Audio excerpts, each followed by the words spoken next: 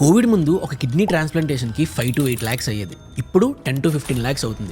2030కి అదే 20 lakhsకి రీచ్ అవుతుంది. అసలు ఇంత ప్రైస్ పెరగడానికి రీజన్ ఏంటి? ఇండియాలో మెడికల్ ఇన్ఫ్లేషన్ 14%, అదే రీటైల్ ఇన్ఫ్లేషన్ 6 to 8%. మనం మనీ సేవ్ చేయడానికి చిట్టీలు కడతాం, అదే మెడికల్ ఇన్ఫ్లేషన్ ని బీట్ చేయడానికి ఇన్సూరెన్స్ మాత్రం తీసుకోం. ఒక చిన్న ఎగ్జాంపుల్ చెప్తా. నా ఫ్రెండ్ ఒకడు 10,000 per month చిట్టీలు కట్టాడు. అలా ఒక 3 years కట్టాడు, అరౌండ్ 4 lakhs సేవ్ చేశాడు. అన్ఫార్చునేట్లీ వాడి కిడ్నీ ఇష్యూ వచ్చేసరికి వాడు సేవ్ చేసుకున్న మనీ కన్నా 3 times ఎక్కువ మనీ లోన్ తీసుకొని స్పెండ్ చేయాల్సి వచ్చింది. అదే ఒక ఇన్సూరెన్స్ తీసుకుని ఉండుంటే అంత కష్టపడి సేవ్ చేసుకున్న మనీ స్పెండ్ చేయాల్సి వచ్చేదే కాదు. ఇలా వాడు ఒక్కడే కాదు, ఇండియాలో 48% ఆఫ్ ద మెడికల్ బిల్స్ మన పాకెట్ నుంచే మనం పే చేస్తున్నాం. అదే కేరళ, బీహార్, పంజాబ్, ఆంధ్ర లాంటి స్టేట్స్ లో ఇది 71% కి పెరిగిపోయింది. దీనికి బిగ్గెస్ట్ రీజన్ ఇన్సూరెన్స్ మీద అవేర్నెస్ లేకపోవడం. ఆ అవేర్నెస్ ని బిల్డ్ చేయడానికి, మన తెలుగు ఆడియన్స్ ని ఎడ్యుకేట్ చేయడానికి we did a podcast on insurance, and this is a must watch podcast for every middle class person. నా ఆపోజిట్ లో కూర్చున్నది Bhanugurram, co-founder of Ditto and Finshots. ఆ startup backed by Nithin Kamath, founder of Zerodha. Podcast మన Telugu Kannada YouTube ఛానల్లో రెడీగా ఉంది, వెళ్ళి చూసేయండి.